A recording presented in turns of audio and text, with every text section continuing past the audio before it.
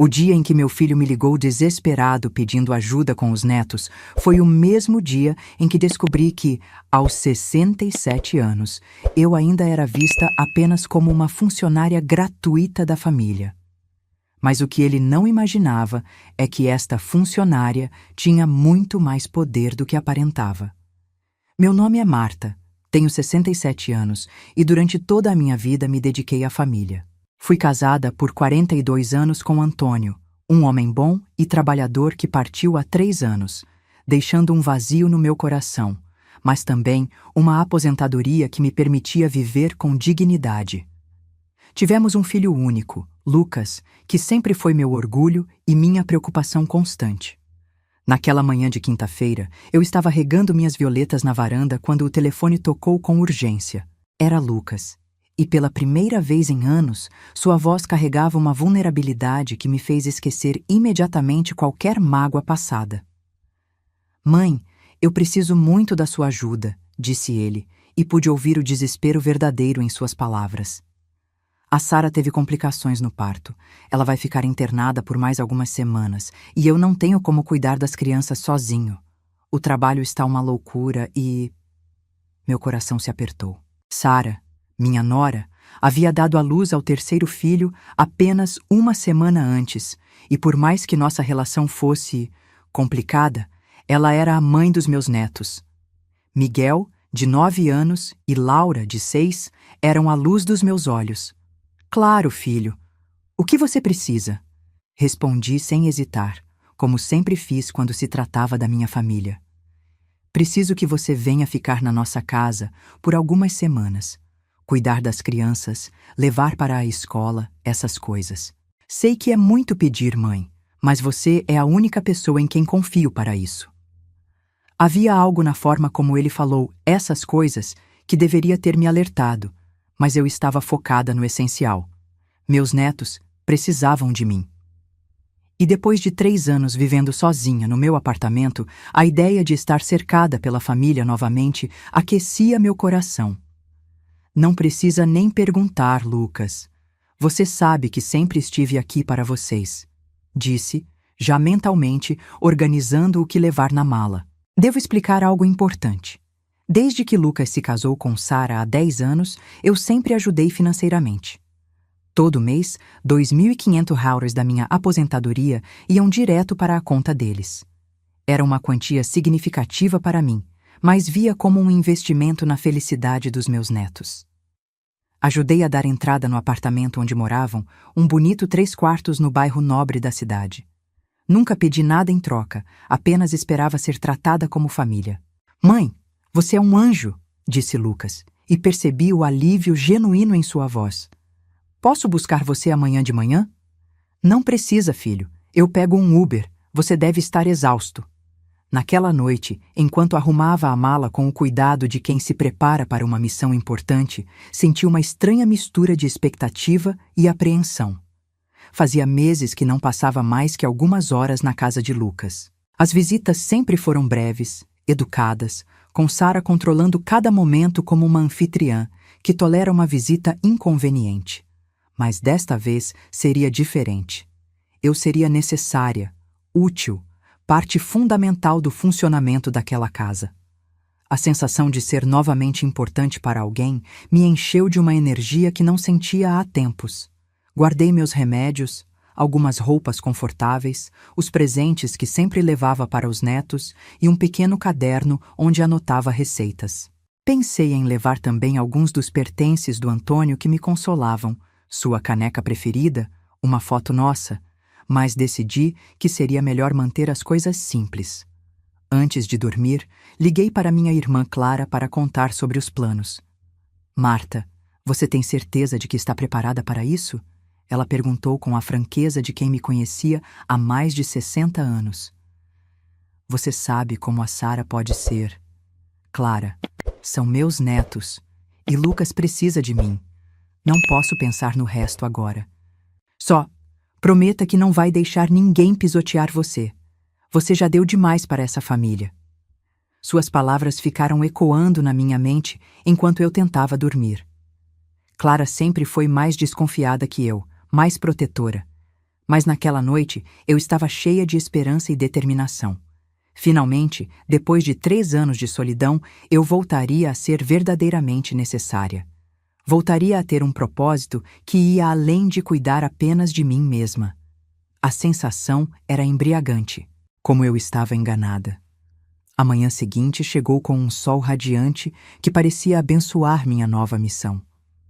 Tomei um banho caprichado, vesti minha blusa azul favorita, aquela que o Antônio sempre dizia que realçava meus olhos, e peguei o Uber para a casa do meu filho. Durante o trajeto de 40 minutos, revisei mentalmente tudo o que sabia sobre a rotina das crianças. Miguel estava no 4º ano e Laura no 1º. Eu conhecia seus horários, suas comidas preferidas, até mesmo quais desenhos gostavam de assistir. Depois de tantos anos sendo avó à distância, finalmente teria a chance de estar presente no dia a dia deles. O apartamento de Lucas ficava em um edifício elegante, com portaria 24 horas e playground. Eu me lembrava do orgulho que senti quando ajudei com a entrada daquele lugar. 3 quartos, 2 suítes, uma área gourmet que Sara adorava mostrar nas redes sociais. Era tudo o que eles sonhavam. Lucas me recebeu na porta com um abraço apertado. Estava com olheiras profundas e a barba por fazer, claramente sobrecarregado. As crianças correram para mim gritando, "Vovó!"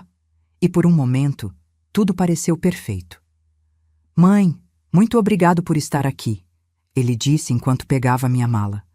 "Você não imagina o alívio que é saber que as crianças estão com você." "Imagino sim, filho. É para isso que existem as mães e as avós." Foi quando ele me levou para ver onde eu ficaria que o primeiro sinal de alarme soou.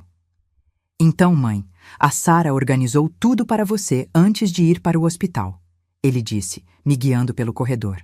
Passamos pela suíte principal, pelo quarto das crianças, e então ele abriu uma porta pequena no final do corredor. Era o antigo quarto de empregada. Um cubículo de talvez 2 metros por 3, com uma janela minúscula que dava para o poço de ventilação. No meio do espaço apertado, um sofá-cama que tinha visto dias melhores. "É aqui", disse Lucas, evitando meu olhar.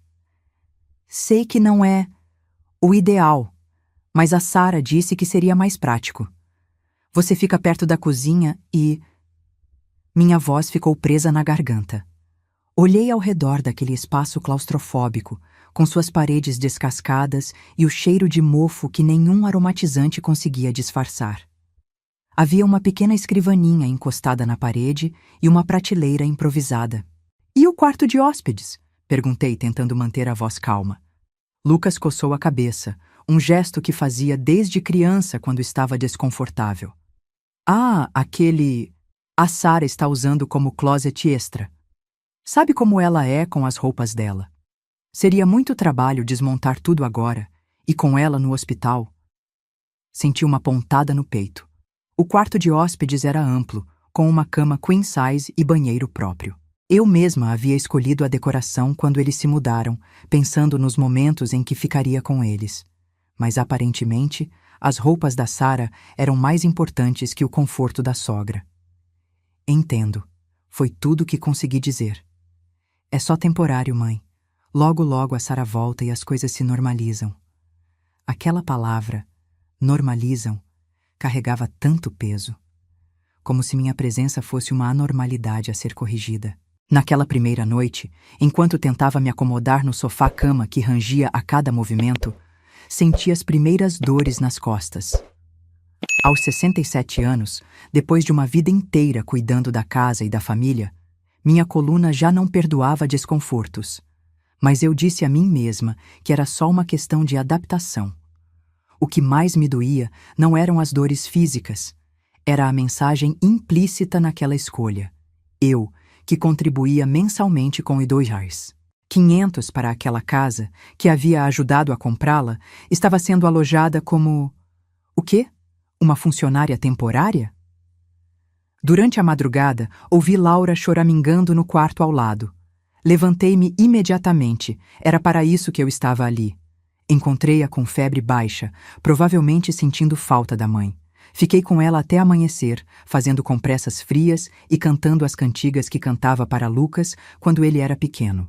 De manhã, quando Lucas saiu para o trabalho, eu já estava na cozinha preparando o café da manhã das crianças. Ele parou na porta, me observando enquanto eu cortava frutas e preparava o lanche escolar.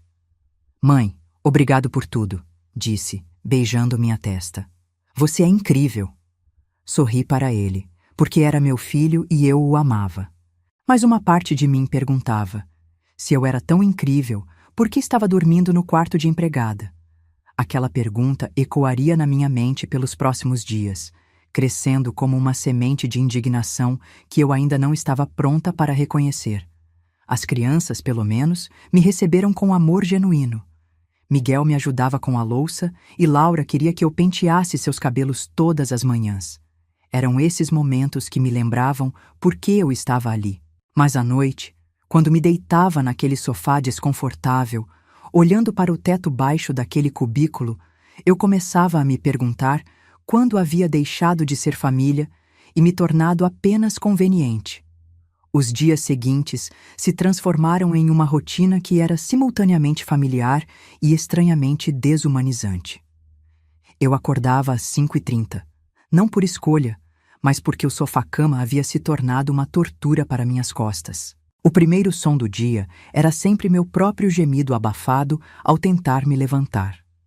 Na cozinha, encontrava religiosamente uma lista deixada por Sara, mesmo à distância.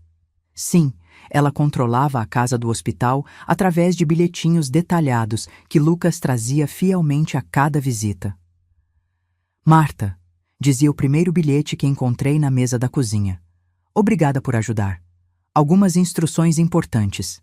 As crianças devem tomar café até 7h30. Miguel não gosta de mamão. Laura precisa tomar o remédio para a alergia.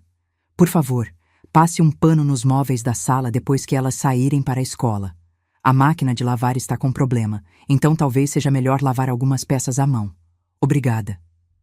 Lendo aquilo, senti um nó no estômago. Não eram apenas instruções sobre as crianças, eram tarefas domésticas. Eu estava ali para cuidar dos meus netos, não para ser a faxineira da casa. Mas engoli minha indignação. Sara estava no hospital, acabara de ter um bebê. Era compreensível que estivesse preocupada com a organização da casa. O que não consegui engolir foi o bilhete do terceiro dia. "Marta, notei que você deixou uma xícara na pia ontem. Por favor, mantenha a cozinha impecável. Também seria bom dar uma aspirada no tapete da sala. As crianças derrubaram biscoito." Uma xícara na pia. Minha própria xícara de café, que deixei por 5 minutos enquanto ajudava Laura a se vestir. Miguel, meu neto mais velho, tinha a sensibilidade de perceber tensões que os adultos tentavam esconder. "Vovó, por que você dorme no quartinho pequenininho?" Ele perguntou na 4ª manhã, enquanto tomávamos café juntos. "É só temporário, amor. Enquanto sua mãe não volta." "Mas tem o quarto grande lá do lado, o que a mamãe chama de closet." Laura, sempre mais direta, completou. "Tem uma cama grande lá, vovó. Por que você não dorme lá?"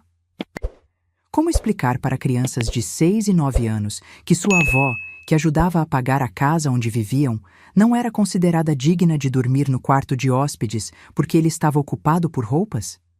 "Às vezes as roupas das mamães precisam de muito espaço", disse, tentando sorrir. Miguel franziu a testa com aquela expressão séria que me lembrava tanto do Lucas criança. "Mas você é mais importante que as roupas, né, vovó?" "Do mouths of babes", como dizem os americanos. Da boca das crianças sai a verdade. "Claro que sou, meu amor", respondi, mas pela primeira vez em anos não tinha certeza se acreditava nisso. A cada manhã, eu levava as crianças para a escola e ficava observando outras avós na porta. Elas falavam sobre os netos com o orgulho de quem era valorizada, de quem tinha seu lugar respeitado na família. Eu sorria e participava das conversas, mas me sentia uma impostora. À tarde, quando buscava as crianças, a rotina continuava. Lanche, dever de casa, banho, jantar. Entre essas atividades, eu ia riscando os itens das listas de Sara. Limpar isso, organizar aquilo, verificar se tal coisa estava no lugar certo. Aos poucos, fui percebendo que não era tratada como a avó que veio ajudar em um momento difícil. Era tratada como uma funcionária temporária que por acaso tinha laços familiares com os patrões. O momento mais doloroso veio na sexta-feira, quando Lucas chegou em casa e encontrou as crianças assistindo desenho comigo no sofá. "Como foram as coisas hoje?" perguntou, se servindo de água na cozinha. "Tudo tranquilo", respondi. "As crianças estão bem, comeram direito, fizeram o dever?" "E as outras coisas?" A Sara perguntou se você tinha conseguido limpar os vidros da varanda. Outras coisas. Não o bem-estar dos filhos dele, mas as outras coisas. "Sim, Lucas, limpei." Ele pareceu genuinamente aliviado, como um chefe que confirma que o funcionário cumpriu todas as tarefas. "Ótimo." A Sara fica mais tranquila sabendo que a casa está organizada. Naquela noite, deitada no sofá-cama, olhando para o teto baixo, eu comecei a fazer uma conta dolorosa. Em 3 anos de viuvez, havia transferido 90 mil hares para a conta do meu filho. 90 mil reais. Dinheiro que poderia ter usado para reformar meu próprio apartamento, para viajar, para viver com mais conforto. E em troca, quando precisaram de mim, ofereceram o quarto de empregada e uma lista de tarefas. Não era ingratidão, pelo menos não conscientemente. Era algo pior. Era invisibilidade. Eu havia me tornado tão conveniente, tão constantemente disponível, que minha dignidade se tornara negociável. As crianças me amavam, isso eu não duvidava. Miguel deixava desenhos embaixo da minha porta e Laura sempre pedia para eu contar histórias antes de dormir. Mas o amor dos netos não apagava a humilhação sistemática que eu estava vivendo. Na manhã do 7º dia, enquanto preparava o café e lia mais uma lista de instruções, uma pergunta começou a crescer no meu peito. Quando foi que eu deixei de me valorizar tanto que permitiu que outros também não me valorizassem? A resposta para essa pergunta mudaria tudo. O 10º dia da minha estadia trouxe uma novidade que faria meu mundo desabar de vez. Lucas chegou em casa na quinta-feira à noite com uma animação que não via há dias. "Mãe, tenho uma boa notícia", disse ele, largando a pasta na mesa da cozinha. "Os pais da Sara vão vir visitá-la no hospital amanhã e vão ficar aqui no fim de semana para conhecer o bebê quando ela receber alta." Meu coração deu um pulo. Finalmente, mais gente para ajudar. Talvez eu pudesse até descansar um pouco. Que maravilha, filho! Eles vão gostar de ver como as crianças estão bem cuidadas. "Ah, e mãe, eles vão ficar no quarto de hóspedes. Passei a tarde toda organizando, compramos até uma cama nova para substituir a que estava lá. Ficou linda, você vai ver." As palavras bateram em mim como um soco no estômago. Compraram uma cama nova para os pais da Sara. O quarto que estava impossível de ser arrumado quando eu cheguei, de repente se transformou em uma suíte perfeita em uma única tarde. "Uma cama nova?" perguntei, tentando manter a voz firme. "Sim, uma cama box queen, dessas bem confortáveis. A Sara fez questão, disse que queria que os pais dela se sentissem bem-vindos." Bem-vindos. A palavra ecoou na minha mente como uma sentença. Na manhã seguinte, quando os pais de Sara chegaram, assisti à transformação da casa. Eles foram recebidos com abraços calorosos, café especial, e Lucas pessoalmente os levou para ver o quarto preparado especialmente para eles. "Ficou perfeito!" exclamei Dona Célia, mãe de Sara, admirando a decoração nova. "Que cama confortável! Sara sempre teve bom gosto." Eu estava na cozinha terminando de preparar um almoço especial quando ouvi a apresentação. "Célia, Maurício, essa é a Marta, mãe do Lucas. Ela está nos ajudando com as crianças enquanto Sara está no hospital." Ajudando, como se fosse uma vizinha solidária, não a avó dos netos. "Ah, que bom ter ajuda nessas horas", disse Dona Célia com um sorriso educado mas distante. "Imagino que deve ser uma época difícil para todo mundo." Durante o almoço, sentei-me à mesa como uma estranha na casa que ajudei a comprar. A conversa girava em torno da Sara, do bebê, dos planos para o futuro. Eu servia, retirava pratos, oferecia sobremesa. Uma funcionária educada e eficiente. Quando as crianças chamaram "vovó", para me mostrar um desenho, Dona Célia pareceu genuinamente surpresa. Ah, claro, você é a avó das crianças. Desculpe, pensei que fosse... Bem, vocês se entendem. Naquela tarde, enquanto os convidados especiais descansavam no quarto com cama nova, eu voltei para meu cubículo. As paredes pareciam ter se fechado ainda mais. O contraste era brutal, eles dormindo em conforto no quarto que deveria ser de hóspedes, eu encolhida no sofá-cama do quarto de empregada. Mas o momento que selou meu destino veio no sábado à noite. Eu estava organizando a cozinha depois do jantar, quando o telefone de Lucas tocou. Era Sara, ligando do hospital para saber como estava sendo a visita dos pais. Lucas saiu para a varanda para conversar com mais privacidade, mas a porta estava entreaberta e as palavras chegaram até mim com clareza dolorosa. Como estão seus pais, amor? Estão gostando do quarto? Uma pausa. Claro que estão confortáveis. Você organizou tudo perfeitamente. A cama nova fez toda a diferença. Outra pausa, mais longa. A sua mãe? Ah, ela está bem. Continua no quartinho dos fundos. Honestamente, Sara, pelo menos a velha serve para alguma coisa. As crianças estão sendo bem cuidadas, a casa está limpa, não posso reclamar de mão de obra gratuita. Mão de obra gratuita. Velha que serve para alguma coisa. Senti minhas pernas fraquejarem. Tive que me apoiar na pia para não cair. 42 anos de casamento, 35 anos sendo mãe, 10 anos contribuindo financeiramente para aquela família. E era isso que eu representava para meu próprio filho. Mão de obra gratuita. A risada de Lucas ecoou da varanda. Imagina se eu fosse pagar alguém para fazer tudo o que ela está fazendo. Economizamos uma fortuna. Naquela noite, não consegui pregar o olho. Cada vez que fechava os olhos, ouvia as palavras do meu filho ecoando na minha mente. A velha serve para alguma coisa. Mão de obra gratuita. Economizamos uma fortuna. Durante 67 anos, construí minha identidade em torno do cuidado com os outros. Fui a filha obediente, a esposa dedicada, a mãe abnegada, a avó presente. Sempre coloquei as necessidades da família acima das minhas próprias. E descobri, da forma mais cruel possível, que essa dedicação havia me tornado invisível.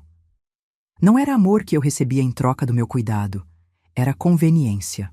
Às 4 da manhã, levantei-me daquele sofá-cama pela última vez como uma mulher derrotada. Quando o sol nasceu, eu já era outra pessoa. A Marta, que acordou naquela manhã de domingo, havia tomado uma decisão que mudaria tudo. Se eu era vista apenas como mão de obra gratuita, era hora de descobrir qual era realmente o valor do meu trabalho. Domingo amanheceu com um silêncio diferente na casa. Os pais de Sara ainda dormiam no quarto de hóspedes. As crianças acordaram mais tarde e eu me movi pela manhã com uma calma que não sentia há dias. Era a calma de quem havia tomado uma decisão definitiva. Enquanto preparava o café da manhã, minha mente trabalhava com uma clareza cirúrgica. 67 anos de vida me haviam ensinado muitas coisas, e uma delas era que as pessoas só valorizam aquilo que podem perder. Durante a manhã, enquanto todos estavam distraídos com a visita, peguei meu celular e me tranquei no banheiro. Minha primeira ligação foi para o banco.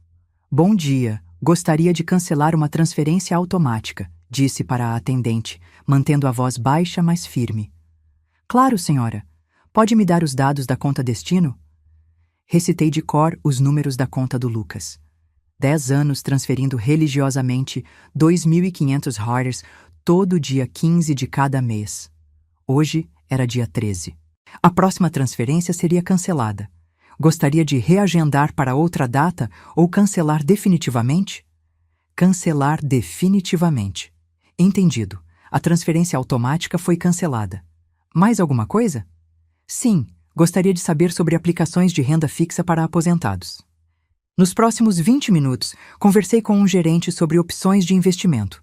Descobri que os DUIs 500 que eu enviava mensalmente poderiam render muito mais na minha própria conta do que subsidiando o estilo de vida dos outros. A segunda ligação foi para minha irmã Clara. Marta, tudo bem? Como estão as coisas aí? Clara, preciso de um favor. Você pode dar uma olhada nos apartamentos para alugar perto de você? Houve uma pausa do outro lado da linha. Marta, o que aconteceu? Vou contar tudo depois. Por enquanto, só me ajuda com isso? Algo de um quarto, bem localizado, que eu possa pagar com minha aposentadoria. Claro, irmã, mas você está me preocupando. Estou bem, Clara. Pela primeira vez em muito tempo, estou realmente bem. A terceira ligação foi a mais difícil. Liguei para minha antiga empregada, Dona Conceição, que havia trabalhado comigo por 15 anos antes de eu me mudar para cuidar da casa sozinha após a morte do Antônio. Dona Marta, que saudades! Como está? Oi, Conceição. Estou bem. Me diz uma coisa. Quanto você cobraria hoje para cuidar de 2 crianças durante a semana, fazer compras, cozinhar, limpar a casa? Uai, isso depende. Seria meio período ou período integral? Período integral. Dormir na casa durante a semana. Olha, pela responsabilidade e por dormir fora, eu cobraria uns 4.000 reais, mais vale transporte e alimentação. Por que, Dona Marta? 4.000 reais. Eu estava fazendo o mesmo trabalho de graça, ainda pagando 2.500 reais mensais, para ter o privilégio de ser tratada como empregada. Só curiosidade, Conceição. Obrigada. O resto da manhã, passei observando minha própria família com olhos novos. Lucas tratando os pais da Sara como realeza, enquanto eu permanecia invisível. As crianças vinham naturalmente até mim quando precisavam de qualquer coisa, mas aos olhos dos adultos eu era apenas parte da mobília. Durante o almoço de domingo, ouvi Dona Célia comentando sobre uma amiga que havia contratado uma cuidadora para os netos. Ela paga uma fortuna, viu? 2.500 reais só para cuidar das crianças, sem contar limpeza da casa, essas coisas. Lucas quase engasgou com o vinho. Nossa, é muito caro mesmo, disse ele, me olhando de relance. Sorri internamente. Se ele soubesse... À tarde, quando todos tiraram uma soneca, me tranquei novamente no banheiro e fiz mais algumas ligações importantes. Uma para uma imobiliária, outra para uma empresa de mudanças e, por último, para meu advogado de família. Doutor Renato, preciso atualizar alguns documentos. Quero tirar meu filho como procurador das minhas contas bancárias. Algum problema, Dona Marta? Nenhum problema. Só acho que aos 67 anos posso cuidar das minhas próprias finanças. Naquela noite, quando finalmente me deitei no sofá-cama pela penúltima vez, senti uma sensação estranha, alívio. Não era raiva que eu sentia, nem desejo de vingança. Era a paz profunda de quem havia recuperado sua dignidade. As crianças notaram minha mudança de humor no dia seguinte. Vovó, você está diferente hoje, disse Laura, me abraçando na cozinha. Diferente como, minha princesa? Mais feliz, seus olhos estão brilhando. Miguel, sempre observador, acrescentou. É verdade, vovó. Você estava meio triste esses dias. Abracei meus netos com uma intensidade nova. Eles eram inocentes em tudo isso.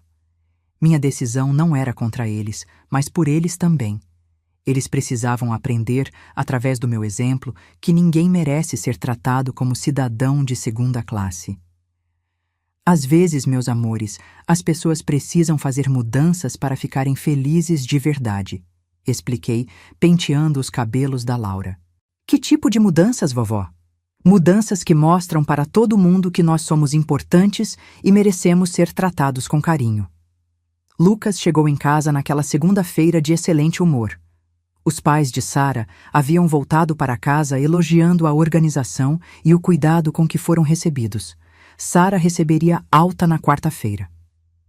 Mãe, não sei como agradecer tudo o que você fez por nós, disse ele, beijando minha testa. A Sara está super aliviada sabendo que a casa e as crianças estavam sendo tão bem cuidadas. Foi um prazer, filho, respondi com sinceridade. Havia sido mesmo um prazer cuidar dos meus netos. O problema nunca foram as crianças. Ela volta na quarta, então você pode ir para casa na quinta de manhã. Obrigado por tudo, mãe. Quinta de manhã. Perfeito. Era exatamente o tempo que eu precisava para colocar meu plano em ação. Naquela terça-feira, enquanto as crianças estavam na escola, fiz minha última preparação. Organizei todos os meus pertences discretamente, deixei alguns presentes escondidos nos quartos dos netos, com bilhetinhos carinhosos, e escrevi uma carta longa, explicando minha decisão. A carta não era cruel nem acusatória, era simplesmente honesta. Explicava que uma mulher de 67 anos merecia ser tratada com dignidade, que ajuda financeira não deveria vir acompanhada de humilhação e que amor verdadeiro se demonstra através do respeito. O dia seguinte seria decisivo. Sara voltaria para casa, eu voltaria para a minha, e a primeira prestação do apartamento venceria sem o dinheiro que sempre garantiu seu pagamento. Era hora de descobrir qual era realmente o valor da mão de obra gratuita da velha que serve para alguma coisa. A quarta-feira chegou com Sara de volta do hospital, carregando o bebê como se fosse o troféu mais precioso do mundo. A casa se transformou imediatamente em torno dela. Lucas correndo para cima e para baixo, atendendo cada pedido, as crianças sussurrando para não acordar o irmãozinho. E eu? Eu continuei invisível. Marta, foi a primeira coisa que Sara me disse, nem sequer um obrigada ou como você está. Organizei uma lista das coisas que precisam ser ajustadas antes de você ir embora amanhã. Está na cozinha. Mais uma lista, como se os 15 dias em que cuidei dos filhos dela, mantive sua casa funcionando e abri mão do meu próprio conforto fossem apenas um serviço temporário a ser finalizado adequadamente. Peguei a lista na cozinha e quase sorri da ironia. Trocar as roupas de cama, fazer uma compra grande para abastecer a geladeira, deixar algumas refeições prontas congeladas. Trabalho para mais meio-dia inteiro. Claro, Sara, respondi com uma tranquilidade que deve ter soado estranha. Vou providenciar tudo. Durante todo o dia, observei a dinâmica familiar se restabelecer. Sara reassumindo seu território, reorganizando coisas que eu havia organizado, criticando sutilmente escolhas que fiz durante sua ausência. As crianças comeram muito doce enquanto eu estava fora, comentou, olhando para mim com reprovação. Foram 2 sorvetes em 15 dias, Sara, nos dias em que elas se comportaram bem na escola. Mesmo assim, não é bom criar hábitos ruins. Lucas, como sempre, ficou em silêncio. Meu filho havia se tornado um especialista em evitar conflitos, mesmo quando isso significava deixar sua mãe ser desrespeitada na própria cara. À noite, depois de colocar as crianças para dormir, fui ao meu cubículo pela última vez como moradora daquela casa. Peguei a carta que havia escrito e a coloquei embaixo da porta do quarto de Lucas e Sara. Não queria confrontos na manhã seguinte, não queria lágrimas de crocodilo ou promessas vazias de mudança. A carta dizia tudo o que eu precisava dizer. Lucas e Sara, obrigada por me permitirem cuidar das crianças durante este período. Foi uma experiência reveladora. Tomei algumas decisões importantes sobre minha vida que vocês precisam saber. Primeiro, cancelei a transferência automática mensal de R$ 2.500. Segundo, vou me mudar para um apartamento menor, mais adequado às minhas necessidades. Terceiro, continuarei sendo uma avó presente e amorosa, mas dentro de limites que preservem minha dignidade. As crianças podem me visitar sempre que quiserem, e eu estarei disponível para emergências reais, mas não estarei mais disponível para ser tratada como funcionária gratuita ou hóspede inconveniente. Espero que entendam. Com amor, Marta. Dormi melhor naquela última noite no sofá-cama do que havia dormido em 2 semanas. Na quinta de manhã, levantei cedo, preparei o café das crianças pela última vez naquela casa, dei beijos e abraços apertados nos meus netos e chamei meu Uber. Vovó, por que você está levando todas as suas coisas? Perguntou Miguel, sempre observador. Porque vovó vai cuidar da casa dela agora, meu amor. Mas vocês podem me visitar sempre que quiserem. A casa nova tem quarto para nós? Perguntou Laura, preocupada. Tem um sofá-cama muito confortável que é só para vocês 2, menti carinhosamente. Na verdade, era um apartamento de 1 quarto, mas eu daria um jeito de recebê-lo sempre. Lucas estava no banho quando saí. Sara acenou da janela com o bebê no colo, provavelmente aliviada por ter a casa de volta. Cheguei em casa, minha casa real, com uma sensação de liberdade que não experimentava há anos. Meu apartamento pequeno, minha decoração, minhas plantas, minha cama. Tudo meu. O telefone tocou pela primeira vez na sexta-feira de manhã. Mãe, preciso conversar com você.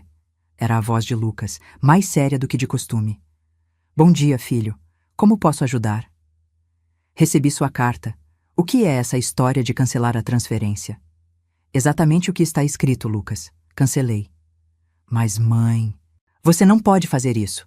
A prestação da casa vence segunda-feira. Havia uma coisa que meu filho ainda não havia entendido. Eu podia sim fazer isso. Era meu dinheiro. E como vocês vão resolver isso? Como assim como vamos resolver? Você sempre ajudou. Sim, sempre ajudei. E em troca, quando precisaram de mim, me colocaram no quarto de empregada enquanto compravam cama nova para os pais da Sara. Houve um silêncio longo do outro lado da linha. Mãe, não é bem assim. É exatamente assim, Lucas. E sabe quanto custa uma pessoa para fazer o trabalho que fiz durante 15 dias? R$ 4.000 por mês. Eu fazia de graça e ainda pagava para vocês. O silêncio se alongou. Mãe, vamos conversar pessoalmente. Isso não pode ficar assim. Pode sim, filho. Pode ficar exatamente assim. O domingo chegou com outro telefonema, desta vez mais desesperado. Mãe, o banco ligou. A prestação está em atraso. Eles estão ameaçando incluir nosso nome no SPC. Que pena, respondi com genuína tranquilidade. Que pena. Mãe, é sério. Eu sei que é sério, Lucas. Vocês são adultos responsáveis. Tenho certeza de que encontrarão uma solução. Mas, mãe... Lucas, interrompi. Durante 10 anos, eu subsidiei o estilo de vida de vocês. Agora quero subsidiar o meu próprio. Espero que entendam. Na segunda-feira, recebi 3 ligações. Na terça, 5. Na quarta, Sara finalmente ligou. Marta, precisamos conversar.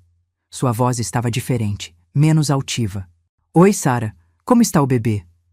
Está bem. Marta, sobre o que aconteceu? Talvez tenhamos sido um pouco insensíveis. Um pouco insensíveis. Como se colocar a sogra no quarto de empregada fosse apenas um pequeno deslize de etiqueta. Sara, vocês me trataram exatamente como achavam que eu merecia ser tratada. O problema não foi a insensibilidade de vocês. O problema foi eu ter permitido por tanto tempo. Mas e agora? Como vamos pagar a casa? Da mesma forma que pessoas normais pagam suas casas, Sara, com o próprio dinheiro. A ligação que mudou tudo veio na quinta-feira. Era Lucas, mas sua voz estava quebrada.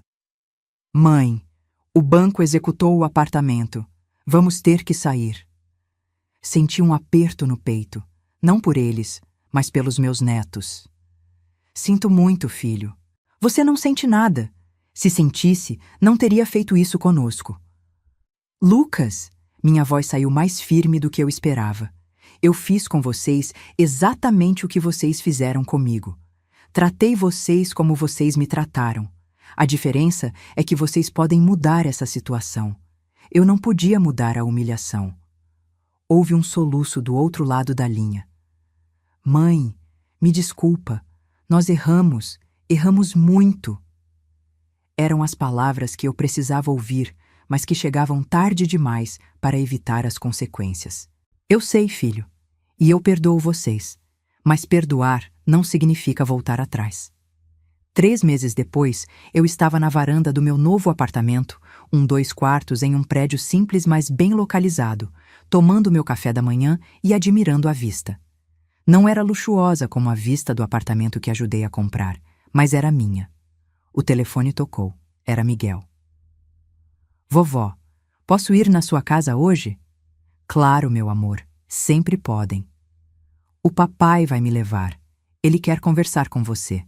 Lucas e Sara haviam se mudado para um apartamento de 2 quartos, mais modesto, que conseguiam pagar com o próprio salário.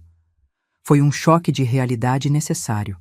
Pela primeira vez em 10 anos, eles tiveram que ajustar seu padrão de vida à sua renda real. Quando Lucas chegou com as crianças naquela tarde, ele estava diferente. Menos arrogante, mais humilde. As circunstâncias haviam lhe ensinado algumas lições que eu não conseguira ensinar com palavras. Oi, mãe, disse ele me beijando no rosto. Como você está? Bem, filho. E vocês?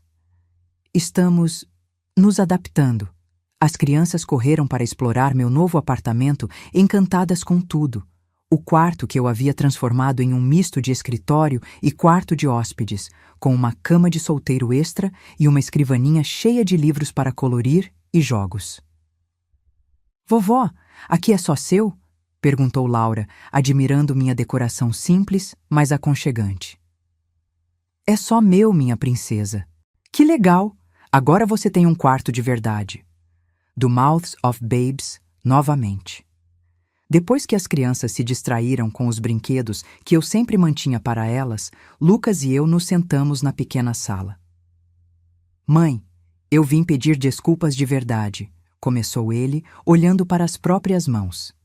Não só pela forma como tratamos você, mas por ter demorado tanto para entender.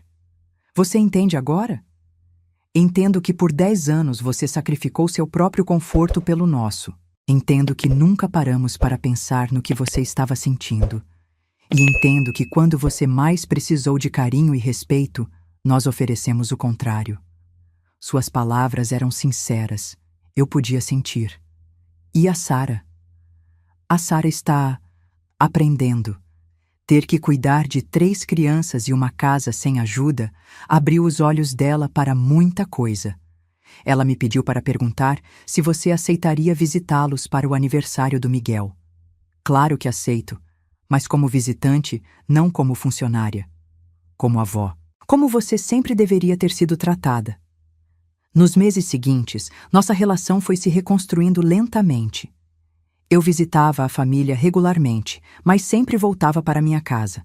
As crianças vinham passar fins de semana comigo, dormindo na caminha extra do meu quarto, adorando ter a vovó só para elas. Sara nunca mais fez uma lista de tarefas para mim. Na verdade, ela começou a me perguntar sobre receitas, sobre como eu conseguia ser tão organizada, sobre técnicas que eu havia desenvolvido em décadas de experiência. Pela primeira vez, ela me via como fonte de conhecimento, não como mão de obra. O que mais me surpreendeu foi descobrir quem eu era, sem o peso da obrigação constante. Matriculei-me em aulas de aquarela, algo que sempre quis fazer. Viajei para a praia com Clara pela primeira vez em anos. Fiz novos amigos no prédio, pessoas da minha idade que tinham histórias para contar e risos para compartilhar. Minha aposentadoria, sem os 2.500 hires mensais saindo, me permitia viver com dignidade e até guardar um pouco. Abri uma poupança para os estudos dos netos, algo que seria surpresa para eles no futuro. No Natal daquele ano, quando me preparava para ir à ceia na casa de Lucas, olhei no espelho e vi uma mulher diferente. Os cabelos estavam bem cuidados. Eu havia voltado ao salão regularmente. As roupas eram bonitas e bem passadas. Mas a mudança mais importante estava nos meus olhos. Eles tinham recuperado a dignidade. Cheguei na casa deles com presentes para todos e fui recebida com alegria genuína. Sara havia preparado minha comida favorita, Lucas me levou para a cadeira mais confortável da mesa e as crianças disputaram quem ficaria do meu lado. Durante a ceia, Miguel fez um discurso improvisado. Quero agradecer à vovó por ser a melhor vovó do mundo e por ter nos ensinado que as pessoas têm que ser tratadas com amor. Tratadas com amor. Meu neto de 10 anos havia entendido o que os adultos demoraram meses para aprender. Mais tarde, quando Lucas me levava para casa, ele disse: Mãe, obrigado. Por quê, filho? Por ter me ensinado que o amor verdadeiro às vezes precisa de limites para ser saudável. Naquela noite, deitada na minha própria cama, no meu próprio quarto, na minha própria casa, pensei na jornada que havia percorrido. 67 anos para aprender que ensinar as pessoas a me tratarem bem era talvez o maior presente que eu poderia dar a elas. E a mim mesma. Algumas pessoas podem achar que fui dura demais, que uma mãe deveria perdoar e esquecer sem consequências. Mas eu aprendi que perdão sem mudança de comportamento é apenas permissão para continuar machucando. Hoje, aos 68 anos, tenho uma família que me ama e me respeita. Tenho uma vida própria, com propósito e dignidade. E tenho a certeza de que nunca mais permitirei que alguém me trate como se eu fosse menos importante do que suas roupas. Às vezes, é preciso perder tudo para descobrir o próprio valor. E às vezes, ensinar essa lição para quem amamos é o maior ato de amor que podemos oferecer. A velha que servia para alguma coisa descobriu que servia principalmente para ser feliz. E isso, descobrir aos 67 anos, não é pouca coisa. É tudo. Se essa história tocou seu coração, deixe seu like, se inscreva no canal, comente aqui embaixo de que cidade você é e me responda. No meu lugar, o que você faria? Sua mensagem pode alegrar o dia de alguém.